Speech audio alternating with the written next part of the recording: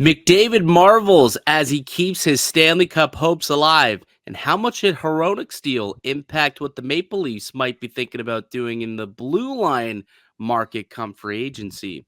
You're listening to the Locked On Leafs podcast, part of the Locked On Podcast Network. It's your team every day.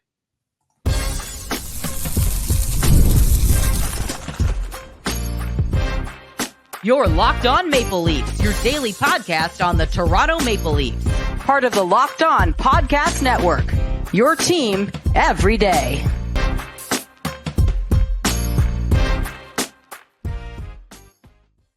Hello and welcome into the Locked On Leafs podcast, a daily Maple Leafs-centric podcast hosted by myself, Mike DiStefano, and my co-host, Dave Morassutti.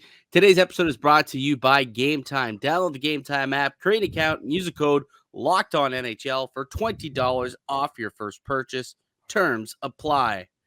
It's going to be a hot ticket in Edmonton on Friday, brother. I can tell you that. Definitely going to be a hot ticket there, my friend. Yeah, the Panthers got McDavid big time in game 5. Yeesh. Well, game 4 and then game 5. Like, we're talking a couple games here where McDavid is just turning into, well, McDavid. Like, he's showing up here in the Stanley Cup Final, and he's realizing, damn, boys, I guess I got to do this myself. And he basically is. It's wild. A 4-point night, back-to-back 4-point games for Connor McDavid here in the Stanley Cup Final, the only player in NHL history to do so. Like, legitimately insane. Wayne Gretzky was unable to have back-to-back 4-point nights, but Connor McDavid is. And McDavid now, you look at the points, earlier it seemed like, oh my God, this guy can't even hit the score sheet. Now he's like 5 points away from tying Gretzky's all-time record for 47 points in a playoff run. Like, he's got 42 points already. It's insane what this guy's been able to do. Yeah, it just goes to show kind of why you need your star players to be your star players in these. Exactly. Like, he wasn't showing up games 1 through 3. He shows up in games 3 and games 4 and 5. Look what happens.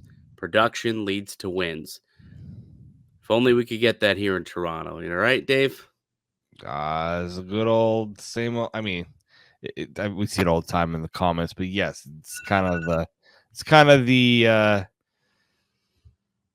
it's the way she goes in a way, right? Well, it doesn't have to be. It doesn't have to be. You could play like this. Like, here's the thing with McDavid. Like, last night, that play he made, the assist on the Corey Perry goal, like, that is just a play where he said, all right, I'm taking this bad boy to the net.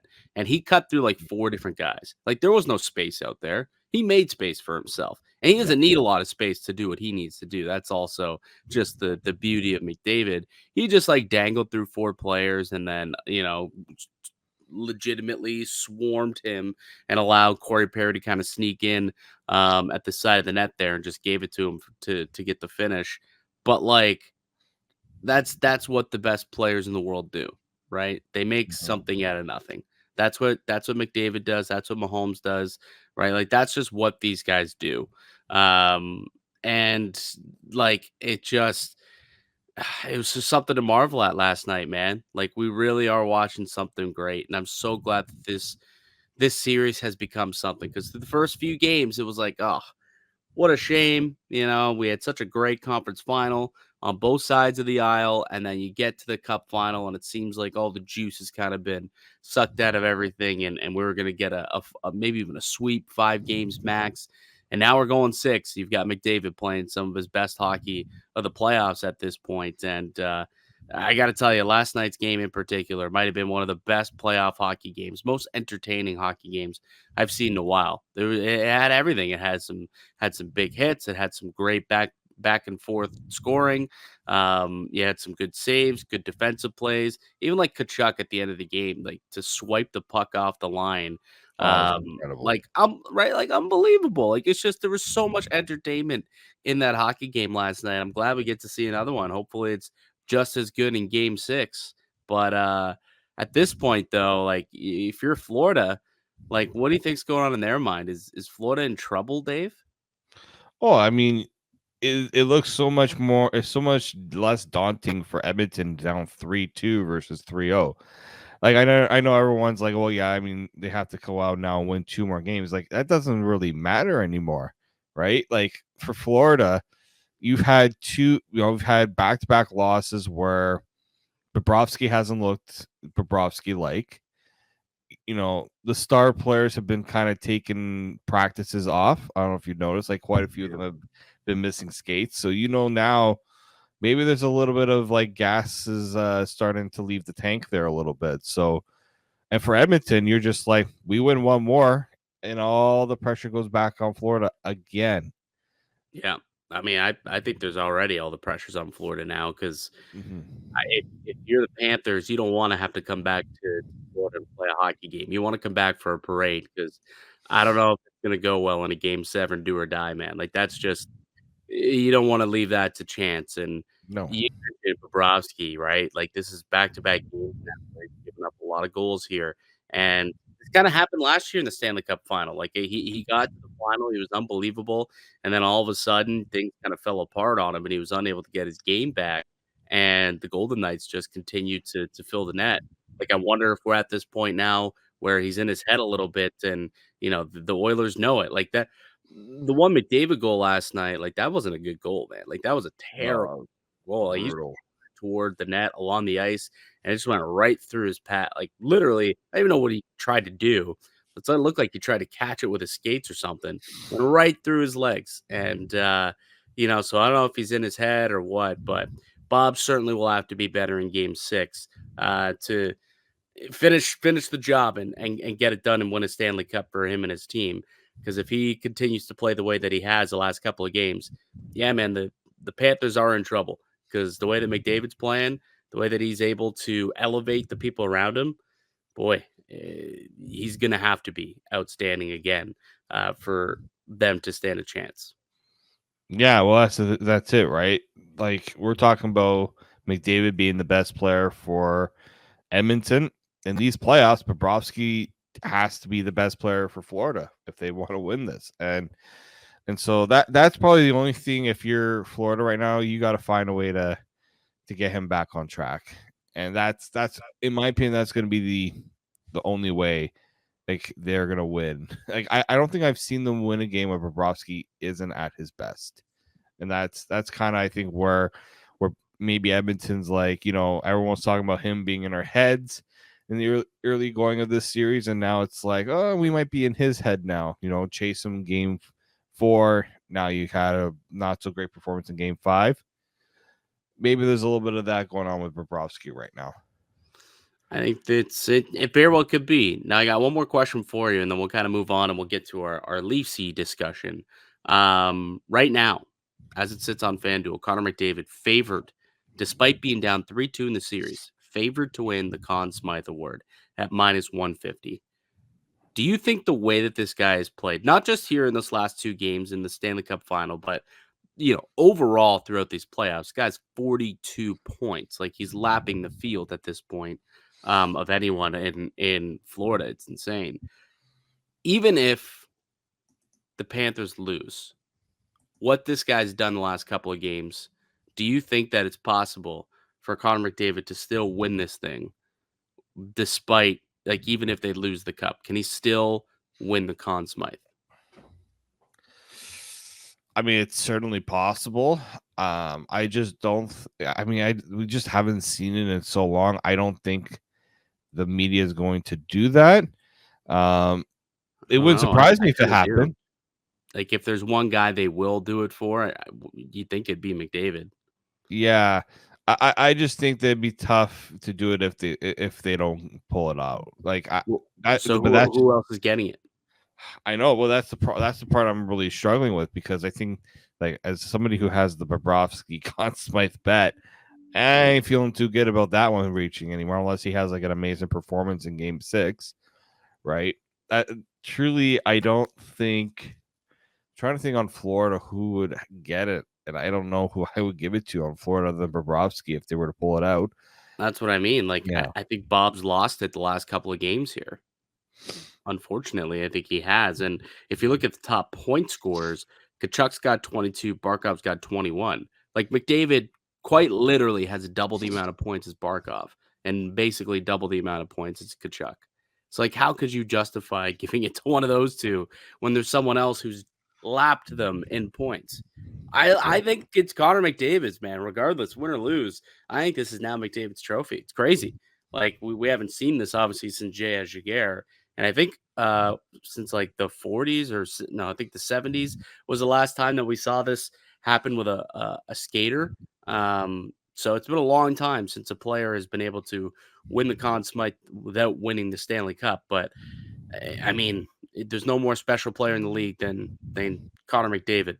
So, and I was joking about this yesterday, but man, do I ever hope that whoever wrote that McOverrated piece was in the building last night and watched all of that unfold and watched that Corey Perry goal, that whole play unfold, and people looked at him and said, "That's why he's generational.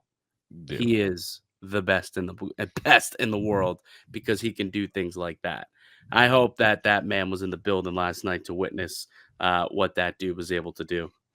All right, Dave. Good stuff. We'll kind of put the cup final to the side for now. We'll get back into some Leafs conversations. Apparently, the Maple Leafs could be pursuing another top forward in free agency if a Mitch Marner deal gets done. So we'll talk about that. We'll talk about Terry Koshin spoke with Tyler Bertuzzi's agent too. Tell you what happened there. And get into a whole bunch more on the other side. It's Mike DiStefano and Dave Morassutti. You're listening to the Locked On Leafs podcast, part of the Locked On Podcast Network. Today's episode is brought to you by Game Time. Game Time is an authorized ticket marketplace of Major League Baseball, which makes getting tickets faster and easier. Price on the Game Time app actually go down the closer it gets to first pitch. With killer last-minute deals, all-in prices, views from your seat, and the lowest price guarantee, Game Time takes the guesswork out of buying MLB tickets. They've got last-minute deals where you can save up to 60% off buying last minute for sports, comedy, theater events, whichever is around you. They've got flash deals, they've got zone deals, all in pricing, seat views, and the lowest price guarantee, or Game Time will credit you 110% of the difference. Take the guesswork out of buying MLB tickets with Game Time. Download the Game Time app, create an account, and use the code LOCKEDONNHL for $20 off your first purchase. Terms apply. Again, create an account, redeem the code LOCKEDONNHL for $20 off. Download Game Time today. Last minute tickets, lowest price guaranteed. Welcome back into the Locked On Leafs podcast. Mike DiStefano and Dave Morassutti with you here on a Wednesday, as we are each and every weekday morning, Monday through Friday, 5 days a week. You can find us wherever you get your podcasts at. And you can also find us up on YouTube. If you've enjoyed the content so far and you want to make sure that you continue to listen to us all throughout the summer, go ahead and subscribe to the channel, subscribe to the show, and subscribe on YouTube, Spotify, iTunes, wherever you are listening to this podcast. It'd be greatly appreciated. The quicker we get to 10K subscribers on YouTube, the quicker we're going to give another jersey away. So make sure you sub up. That'd be greatly appreciated. All right, we got a few little kind of Leafs news nuggets to get into, some stuff that was kind of circulating in the media yesterday. Let's start with one from Frank Seravalli. So Seravalli from Daily Faceoff, NHL Insider, supposedly is in belief that if the Maple Leafs find a way to trade Mitch Marner, they would entertain pursuing Jake Guentzel. What do you think about this, Dave? I found that to be quite interesting. I think it just speaks to them trying to find that player that can come in and be that difference maker in the playoffs, which Jake Guentzel has certainly done throughout his career. But part of me also wonders, does that make sense to allocate the money from one forward to another forward when you know that you've got bigger needs in other areas on your team? And especially because Jake Guentzel will not come. It'll cost you a pretty penny to go out and get a Jake Guentzel. Yes, it most definitely will. But he is a champion. He is a winner, and he's a guy who's proven that he can get it done come playoff time. So he is adding, a couple of things that you do want in the locker room.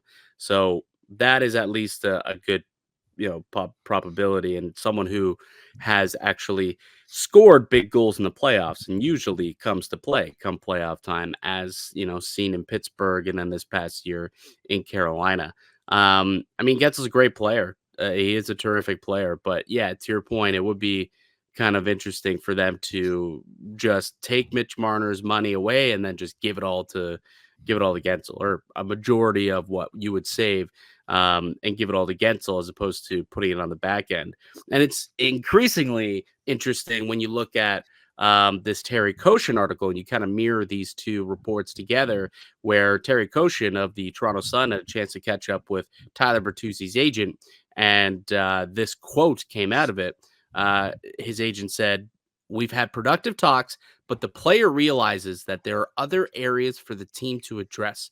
We'll see where it goes."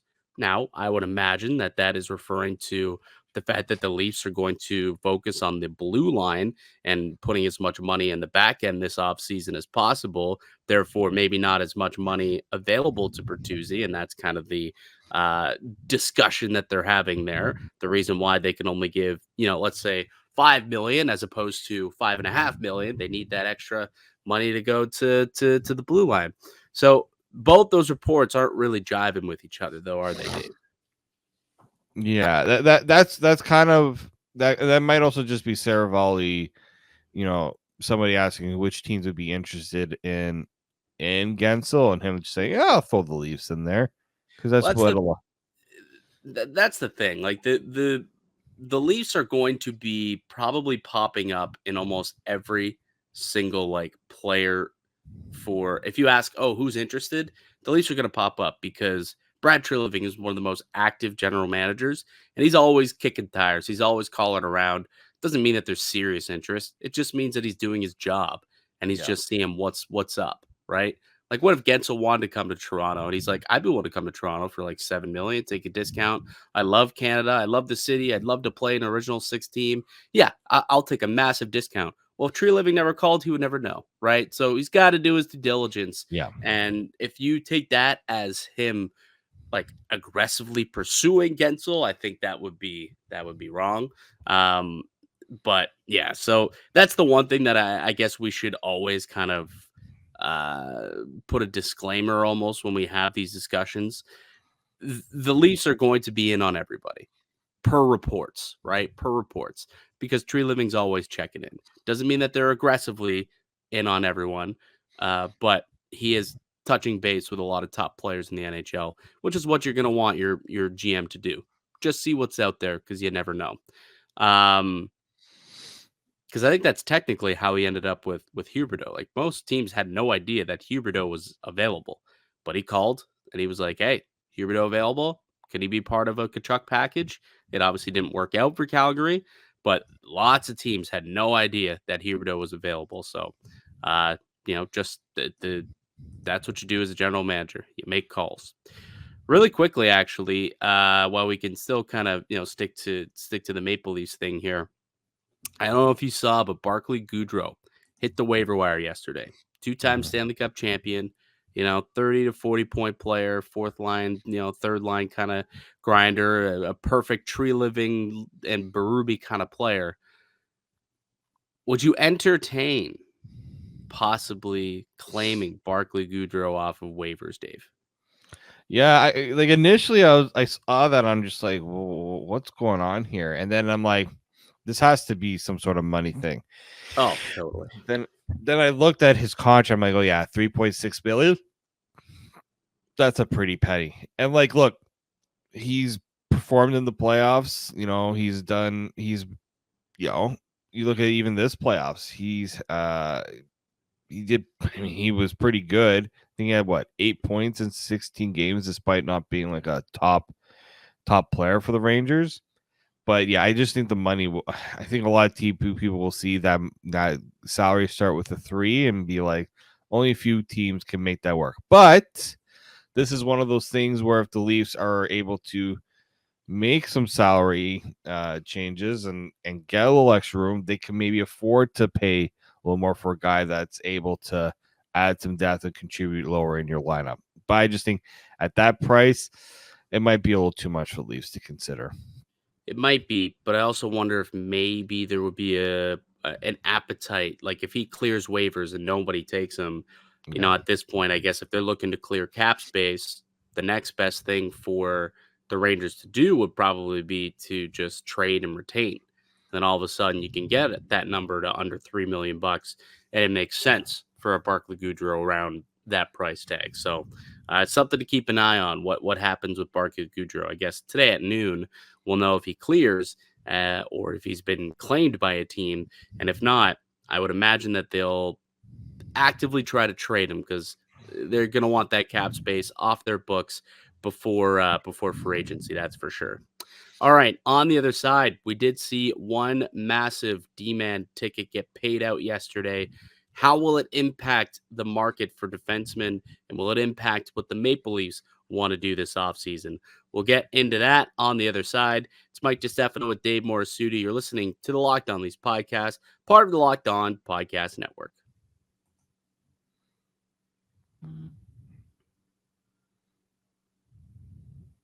Welcome back into the Locked On Leafs podcast with Mike DiStefano and Dave Morassutti. The Vancouver Canucks got a deal done with Filip Hronek yesterday. He was not a UFA, he was an RFA, so it's not necessarily that they had to get this done right away, but he did sign a contract, long-term deal, 8 years at 7.25 AAV. Firstly, what did you think of the contract? And second of all, do you think this will now impact the market for impending UFAs? Did this kind of set the market in a way for what we'll see happen with defensemen this summer? Well, it kind of caught me off guard, and because again, he's an RFA. Usually, RFAs don't get the top priority, especially like in Vancouver. A lot of people have been talking about Zadorov, and the team trying to get Zadorov done. But I guess Zadorov probably will want to see what's out there in the free agent market. Like, I don't know why he would want to, just sign back with Vancouver unless he really liked it there. The Hronek one, yeah, it did come out of nowhere. I didn't hate the price considering he's a top pairing defenseman there with Hughes. Right shot defensemen are premium as well. Yeah, just really quickly to touch on the RFA, like 7 of those 8 years are UFA. Like they had to buy 7 UFA years.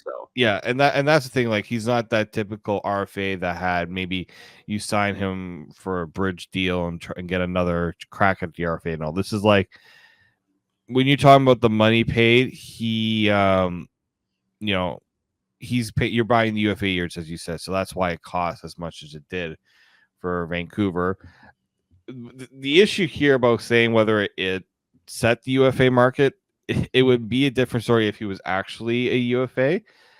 But at the same time, like the type of player he is and the role he plays, I think a lot of teams are going to be like, well, okay, that's what it goes for a top 4 right shot defenseman right now that play his style. Let's be clear. Like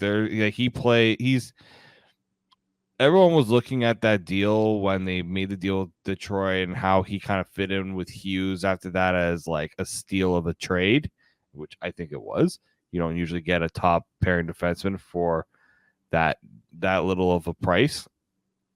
And I do think that when you consider the RFA status, right-hand shot defensemen probably go for around that price, that play that style. So I don't think it's I think if you're a lot of teams, maybe like, okay, it's kind of what we expected, and that gives us the base. So the player who I think was excited to see that contract come down was Brandon Montour. Yes. That's the guy who I'm looking at. And I'm like, okay, Montour kind of has a bar now. Like now he can walk in and be like, well, I'm not taking less than Hronek.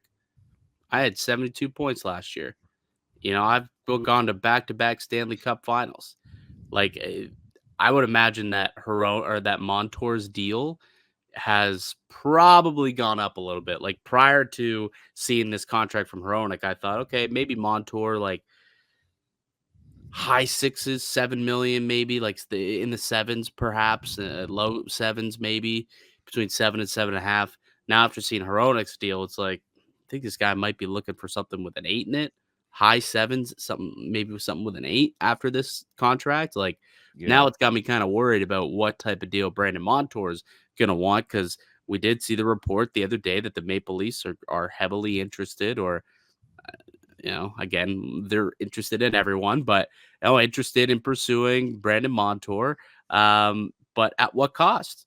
Like, did the price tag just go up on this guy? So that's kind of my somewhat concern from a Leafs perspective after seeing this Hronek deal is, attacking the blue line maybe just got a little bit more expensive this summer after this contract. But I think we always knew it was going to be expensive, right? Like that's why they're not in a rush right now to sign or even try to get a new deal done with Bertuzzi and Domi, just because I think they already knew that the D market was going to be, heavy in terms of the price, because there are options out there, but the supply I think doesn't exactly equate to the demand. I think the demand is going to be quite high. There's actually a lot of like right shot defensemen out there, surprisingly, that fill like a top 4 role. Like usually there's not many. There's like 1 or 2 guys who actually fit the bill there. There's a decent amount of like top 4 defensemen, both on the left and right side. So there's actually a hefty amount. Like I think Brady Shea's another guy who probably looks at that Hronek deal and says, okay, I could probably get somewhere near there, I would imagine. And I before seeing that Hronek deal, I didn't think that he'd be sniffing something with a 7 in it. Now I kind of am thinking that. So, although you say like I don't know, it was always going to be expensive, yes, but like 6.5 expensive. Now you're looking at 7.5 expensive, right? And every dollar counts on the cap. So an extra $1 million on your cap, that's an extra 4th line player that you can't sign. So that's all I mean by that. And I don't know. We'll see what ends up happening. We'll see how much this impacts things, and if the Leafs are willing to pay the price that it costs to get yourself a top blue liner. They've yet to show that they've been willing to over the past few years. But there's a new man in charge, and that guy has signed a lot of defensemen in his time, and he did really work on that Calgary blue line when he got there in Brad Treliving, and he knows that's what's going to have to happen if they want to be successful here in Toronto. So we'll see what he ends up doing throughout the summer. Really quickly, there was one more mailbag question that we did not get to, and it has to do with the blue liner. So it kind of goes hand in hand with what we are talking about, kind of. So why don't we pop it up here? This was a question on YouTube from Joseph Nicholson 6697. Do you think we could see Cade Webber on the back end next season? All right, Cade Webber, if you guys remember, was a player that the Leafs had signed as a college free agent. He was Harvard, right? Was he Harvard or Boston University? He was Boston University, and actually led the league, set a new record for block shots. He's a left shot defenseman, big boy. He's like 6'6", 6'7", like 225 pounds, 230. Big dude, hulking defenseman, but super young, right? Super young, 22 or 20. Yeah, I think he's 22 years old, 21 years old, something like that. He's going to need some seasoning in the minors, I believe. Like, I know he was playing technically as like a black ace, skating as a black ace with the Maple Leafs this year and kind of as an extra defenseman throughout the playoffs. But I do expect for him to probably start the season in the American League and see what happens. I'd be floored if he started the year with the Maple Leafs. I just think that they'll probably want some more veteran pieces up there and give him a chance to season up a little bit in the AHL. Well, I'll read a quote from Brad Treliving that I don't think necessarily states that he thinks he's ready for the NHL, but maybe that he's not that far off. He's a guy who's a little bit further along in terms of his development. Chris Bork, the free agent scout, did a lot of work on this. This is a guy he's tracked hard. When the opportunity came to acquire him, we did. So, like, I think they realized that getting someone like a Cade Webber, was that he might be a little further along than some other of those college defensemen that we've seen out there. Oh, see, I read that more so like he's further along than like a draftee, a draft pick, because he's literally like 21, 22 as opposed to 18. I think he also told Josh Cloak when he signed that his goal is to go straight to the NHL. But again, that's his goal. That's not necessarily what the team wants for him. Right. So I do think it makes like unless he has, he comes into camp and he's undeniably like someone that can be, your 6th, 7th defenseman. Like that's the only way I can see him at the NHL level. Him as your 7. Like he's a guy who Yeah. needs to play games. So if he is And your that- 7, he's probably going to be your Yeah. 7, but in the minors, and then you're just going to call him up if you need Exactly. someone to play. And that's it too, right? Like just I would love to see him play top pair AHL minutes in that case, right? Yeah. But Put he him does and speak Topi to me together. he does speak to me like a Craig Berube defenseman. I'll tell you that. Oh yeah. We talk about adding size to the blue line, and maybe, they don't really have a lot of defensemen that fit that pedigree down in the minors as well. Yeah, no, like he's kind of a unicorn in a way. Like I think that Noah Chadwick is a big dude, but he's he might still have one more year left, or maybe he's gonna end up with the Marlies this season. But he's still a guy who there's few years before I think he makes his mark with the Leafs. I mean, this guy could get an opportunity. Don't get me wrong. Like, could he end up playing a few games here and there this season as a call up? I think is injuries pile up. A possibility, a strong possibility, and absolutely he is, a unicorn in a way, something that the Maple Leafs don't have a whole lot of, and especially if they lose Joel Edmondson to free agency, like that's kind of the body type you're looking at, right? Replacing what Joel Edmondson brought to this team. So, not sure if next year he's a full timer, but I think at some point he will be, and I think he'll be a good, strong. Third pair defenseman for this Maple Leaf squad who'll kill some penalties. So I'm excited to see what the Leafs have in this kid, and we'll get an opportunity to watch Cade Webber, hopefully a decent amount in the minors. Maybe we'll get out to a Marley game and get our eyes on him ourselves, Dave. And then we can do a full scouting report on Cade Webber and the rest of the Marley Youngbloods, perhaps. Be nice to see. I haven't been to a Marlies game in a bit, so it'd be nice to get out there and see if there's actually some NHL talent, because we didn't see as many. We saw a few have a cup of coffee in the NHL last year, but none that really like stuck. Yeah, well, it's actually really funny. Quick story about hockey cards, I guess. So the new series is coming out. It's extended series. It's like a continuation of their flagship where you can get the young guns.